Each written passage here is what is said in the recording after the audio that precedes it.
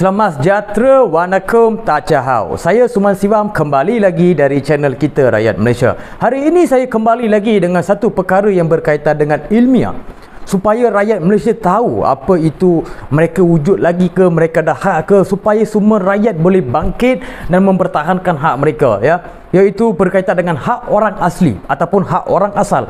Siapakah orang asli ini? Ya, seperti mana kita tahu orang asli ini adalah orang asal yang menduduki negara ini sebelum merdeka lagi. Ya, itu adalah realiti yang sejarah mengajar kita. Hari ini saya nak bagi tahu satu pendapat saya daripada kajian saya, iaitu masyarakat asli ini seringkali dipandang hina dan hampir dilupakan sumbangan mereka.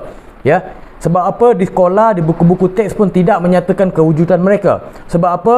Mereka cuma ada 150,000, iaitu 0.6%, ya, 0.6%, ya, kewujudan mereka di Malaysia ataupun populasi di mereka memang amat sedikit, tetapi mereka masih wujud di negara ini dan mereka masih layak diiktiraf sebagai pejuang ataupun memberi sumbangan atas kemerdekaan. Ya, masyarakat asal terdiri, okey, saya bagi tahu dia punya sejarah sedikit, saya singkatkan. Masyarakat asal ini terdiri daripada 18 suku dan mereka ada 3 kumpulan, iaitu Senoy, Negrito, Proto Melayu. Ya, dan di situ pun mereka diberikan hak. Ramai antara kita lagi tak tahu apa yang orang asli ini miliki, apakah hak sebenar dia dari segi perlembagaan, dari segi undang-undang. Itu saya datang hari ini untuk perjelaskan supaya semua faham kewujudan mereka. Perlu mendidik anak-anak kita, budak-budak, kanak-kanak sekolah, bagi tahu sejarah ini. Ini adalah penting untuk ekosistem negara dan geopolitik negara, sebab mereka wujud dan mereka ada sumbangan. Jangan menganaktirikan ataupun menganiayakan mereka atas hak mereka. Ya, hak perlembagaan mereka, saya nyatakan kedudukan masyarakat orang asli ada kedudukan dalam perlembagaan perkara 8 kesamarataan kurungan 5 subsection C.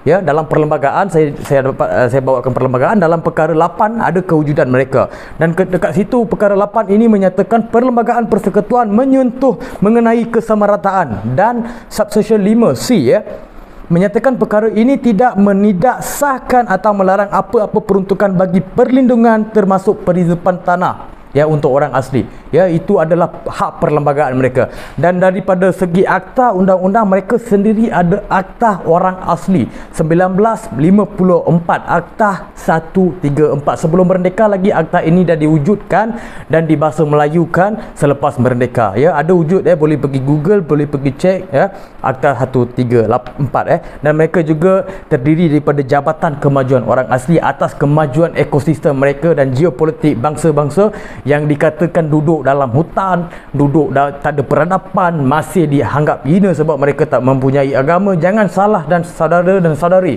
ya, mereka mempunyai agama atas kepercayaan mereka, iaitu animisme ataupun kepercayaan kepada sumber-sumber alam. Itu adalah kepercayaan mereka. Ya, jangan kita menganaktirikan, menganiayakan mereka. Itu adalah tanggungjawab kita sebagai rakyat Malaysia menjaga semua.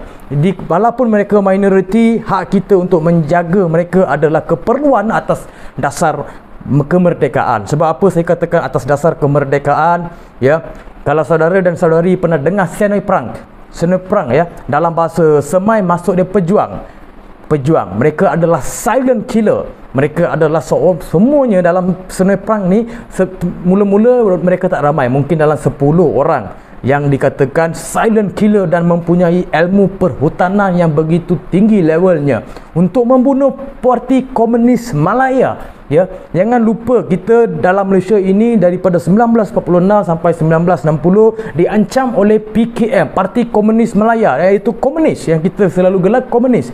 Ya, salah satu kumpulan yang menghapuskan ideologi komunis di Malaysia, ya, Senoy Perang ada sumbangan. Dan saya pun pernah baca ataupun mengkaji ataupun menonton beberapa video berkaitan dengan Senoy Perang ini. Saya sendiri goosebump, maksudnya saya terharu sangat. Besar betul dua orang punya pengorbanan, dan bukan main-main, sebab mereka ada ilmu hutan yang begitu hebat sampai PKM boleh pupus dekat tangan mereka. Ramai dia orang bunuh, pancung dan kejam mereka. Atas dasar apa? Cuba fikir balik, atas dasar apa mempertahankan hak mereka? Sebab tanah dia orang diceroboh, dia orang pertahankan. Itu adalah sejarah yang betul. Ya, mereka pertahankan sampai ke hari ini. Senoy Perang masih wujud. Ya, Senoy Perang ini antara satu cawangan dalam PDRM. ya, dari zaman perang lagi, ya. Mereka ada adat, ya. Saya pergi pula ekosistem diorang. Saya sendiri ada banyak sahabat berkaitan untuk dengan orang asli ini, orang asal, ya, orang asal.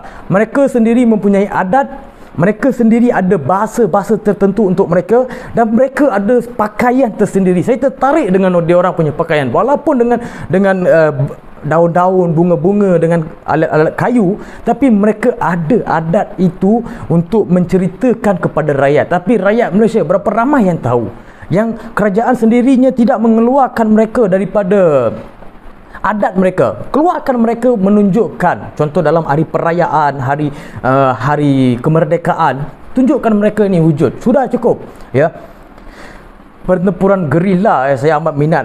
Saya suka dalam sistem peperangan. Saya minat baca. Bila saya baca pasal senario perang mereka punya pertempuran gerila, kemahiran bertempur ni memang hebat. Kita kena mengakui, ya, kita kena mengakui, dan mereka mempunyai satu semangat yang luar biasa atas apa yang dipelajari di dalam hutan, ya. Dan bila kita lihat, ya, bila kita lihat di luar sana, ramai lagi orang asli dianiaya, ya, termasuklah orang Melayunya sendiri merampas hak tanah dia, sebab mereka ada tanah adat.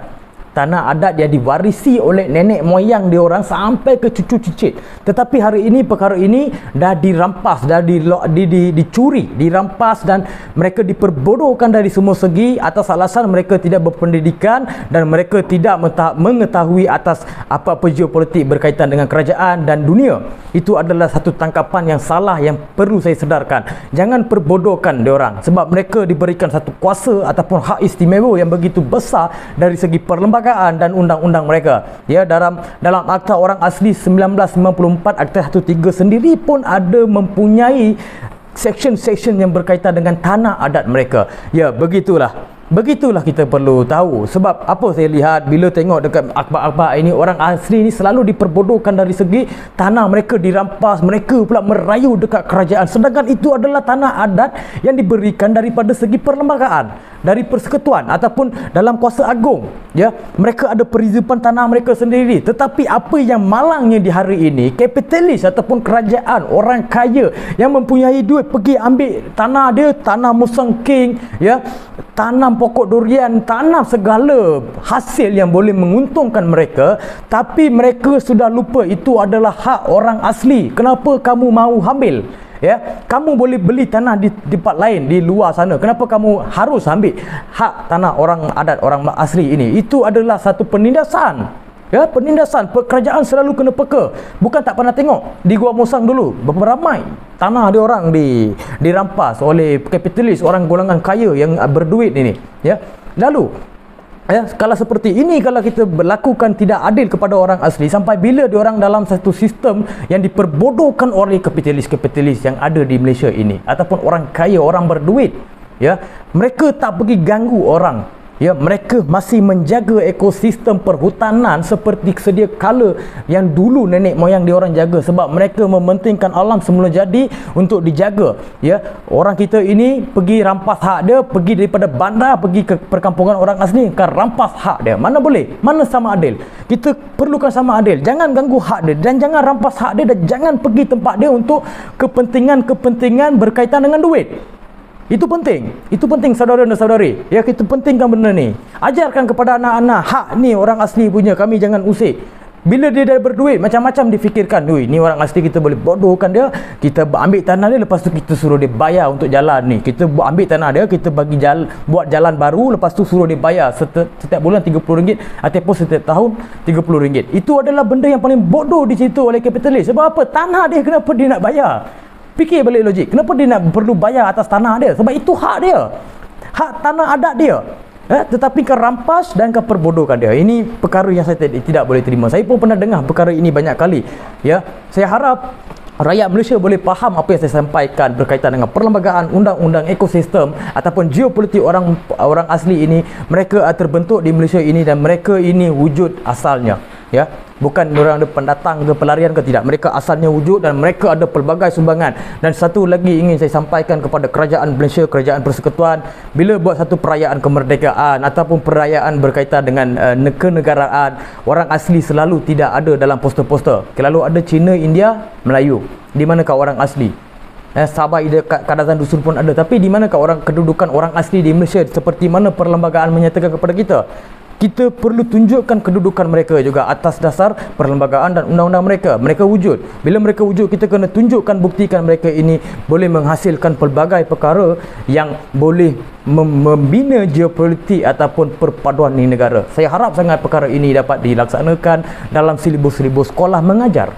Bagi tahu kanak-kanak kewujudan mereka pasal peperangan dulu sana, perang PKM menentang. Ya, itu adalah sejarah. PKM, Parti Komunis Malaya ini menentang di Malaysia. Mereka bukan masuk bandar, mereka masuk hutan.